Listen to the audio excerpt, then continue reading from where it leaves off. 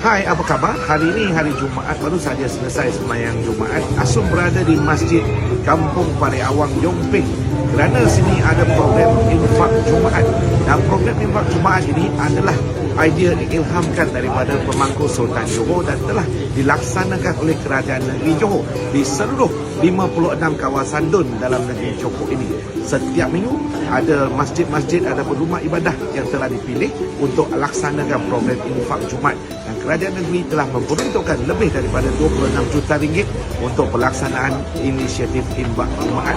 Program infak Jumaat ini bukan sekadar kita membekalkan makanan secara percuma kepada mereka yang datang melaksanakan solat Jumaat. Bagi penduduk setempat tanpa mengira latar belakang dan juga mengira kaum, anda boleh datang ke sini untuk sama-sama menikmati juadah yang telah disediakan oleh pihak masjid.